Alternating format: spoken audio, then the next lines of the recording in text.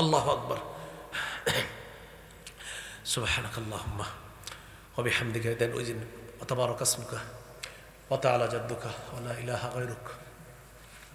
এই নামাজে দাঁড়ায় তামাশা করতেছে নামাজের সাথে। সহিহ বুখারী ৭৫৭৭ নম্বর হাদিস। এক সাহাবী নামাজ তিনবার পড়ছে, নবী বলেন ইরজি ফাসাল্লি ফাইন্নাকা লাম তুসাল্লি, যাও আবার নামাজ পড়ো, তুমি নামাজ পড়ো নাই। এরপরে নবী এক রাকাত নামাজ তাকে পড়া শিখাইয়া দিছে আর বললেন এইভাবে তুমি যত রাকাত নামাজ পড়বা এইভাবে পড়বা, তাহলে এটা হবে নামাজ।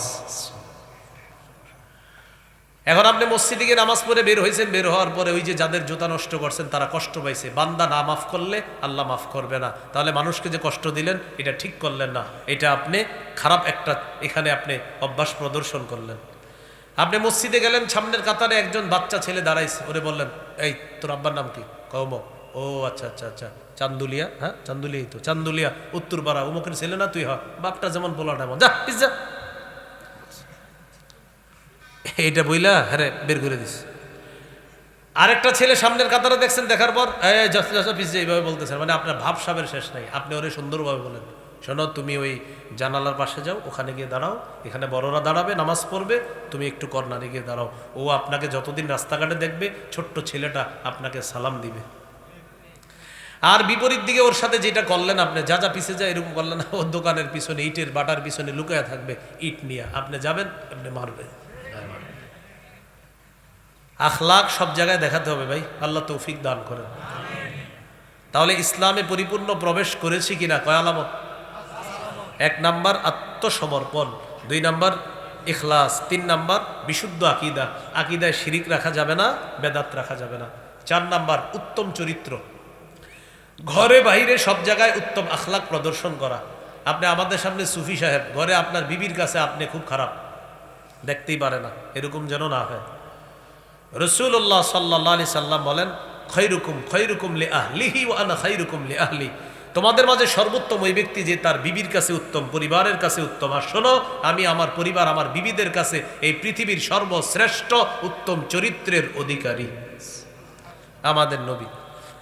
এটা হলো ঘরের চরিত্র। বাহিরে আপনি মসজিদে গেছেন নামাজ পড়তে, মাশাআল্লাহ নামাজ পড়তে দ্রুত দৌড় দিছেন, দৌড়ে গিয়ে মসজিদের সামনে 14 জনের জুতা আছে, আপনার জুতার পবিত্র কাদা দিয়ে ওই 14 জনের জুতাগুলা নষ্ট করলেন।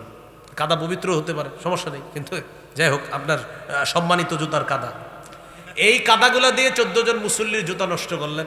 এবার মসজিদে গিয়ে আল্লাহু আকবার বলে নামাজে দাঁড়াইছে, খুব দ্রুত আসছে উনি, আল্লাহু আকবার। সুবহানাকাল্লাহুম্মা ওয়া বিহামদিকা দেন ওই দিন ওয়া তাবারাকা ইসমুকা ওয়া তাআলা জাদ্দুকা ওয়া লা ইলাহা গায়রুক। এই নামাজে দাঁড়ায় তামাশা করতেছে নামাজের সাথে। সহিহ বুখারী ৭৫৭৭ নম্বর হাদিস। এক সাহাবী নামাজ তিনবার পড়ছে, নবী বলেন ইরজি ফাসাল্লি ফাইন্নাকা লাম তুসাল্লি, যাও আবার নামাজ পড়ো, তুমি নামাজ পড়ো নাই। এরপরে নবী এক রাকাত নামাজ তাকে পড়া শিখাইয়া দিছে আর বললেন এইভাবে তুমি যত রাকাত নামাজ পড়বা এইভাবে পড়বা, তাহলে এটা হবে নামাজ। এখন আপনি মসজিদে গিয়ে নামাজ পড়ে বের হয়েছেন, বের হওয়ার পরে ওই যে যাদের জুতা নষ্ট করছেন তারা কষ্ট পাইছে। বান্দা না মাফ করলে আল্লাহ মাফ করবে না, তাহলে মানুষকে যে কষ্ট দিলেন এটা ঠিক করলেন না, এটা আপনি খারাপ একটা এখানে আপনি অভ্যাস প্রদর্শন করলেন। আপনি মসজিদে গেলেন, সামনের কাতারে একজন বাচ্চা ছেলে দাঁড়াইছে, ওরে বললেন এই তোর আব্বার নাম কি? কৌম। ও আচ্ছা আচ্ছা আচ্ছা, চান্দুলিয়া। হ্যাঁ চান্দুলিয়াই তো, চান্দুলিয়া উত্তরপাড়া, অমুকের ছেলে না তুই? হ্যাঁ, বাপটা যেমন বলাটা এমন, যা যা। এইটা বইলা হ্যাঁ বের করে দিস।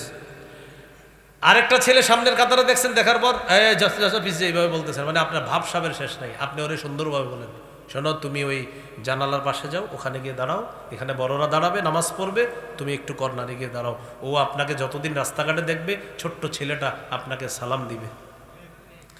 আর বিপরীত দিকে ওর সাথে যেটা করলেন আপনি, যা যা পিছে যায় এরকম করলেন, ওর দোকানের পিছনে ইটের বাটার পিছনে লুকায়া থাকবে, ইট নিয়ে আপনি যাবেন, আপনি মারবে। আখলাক সব জায়গায় দেখাতে হবে ভাই, আল্লাহ তৌফিক দান করেন। 5 নাম্বার আলামত লেনদেনে স্বচ্ছ থাকা। শুক্রবারে আপনার কাছে একজন টাকা পায়, আর আসে না শুক্রবার কিয়ামতের আগে। লেনদেনে স্বচ্ছ থাকতে হবে। আল্লাহ তাআলা বলেন সূরা মাইদার 1 নম্বর আয়াত, ইয়া আইয়ুহাল্লাযীনা আমানু আউফু বিল উকুদ, হে ঈমানদারগণ তোমরা চুক্তিগুলা পূর্ণ করো। তোমরা যাদের সাথে চুক্তিতে আবদ্ধ হও, লেনদেন করো, এগুলা তোমরা পূর্ণ করো। সূরা বানী ইসরাঈলে আছে ওয়াউফু বিল আহদি ইন্নাল আহদা কানা মাসউলা। তোমরা অঙ্গীকার পুরা করো, যাকে যেদিন টাকা দিবা বলছো এই অঙ্গীকারটা পুরা করো, আর অঙ্গীকার সম্পর্কে জিজ্ঞাসা করা হবে। তাহলে ইসলামে পরিপূর্ণ প্রবেশ করেছি কিনা? কয়টা আলামত ভাই? 5টা আলামত আমরা সবাই মনে রাখবো।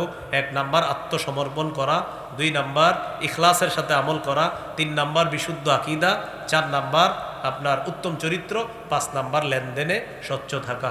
আল্লাহ তাআলা আমাদের সকলকে যে কথাগুলো শুনলাম বললাম আমল করার তৌফিক দান করেন। শিরিক বেদাত সম্পর্কে আপনারা জানার জন্য আমার সংকলন আছে, ওখানে গাড়িতে আছে। 2য় খণ্ড মিম্বরের আমানত, এটা সংগ্রহ করতে পারেন। 6 খণ্ড আছে, যাদের প্রয়োজন হয় 6 খণ্ডই সংগ্রহ করে নেবেন। প্রথম খণ্ড সন্তানের 64টা অধিকার, জামাই বউ দুজন পুরো মুখস্থ করে ফেলবেন প্রথম খণ্ডটা। 2য় খণ্ড শিরিক বেদাত, 3য় খণ্ড হালাল হারাম, 4র্থ খণ্ড স্বামী স্ত্রীর অধিকার, 5ম খণ্ড লা ইলাহা ইল্লাল্লাহর ব্যাখ্যা, 6ষ্ঠ খণ্ড নামাজ।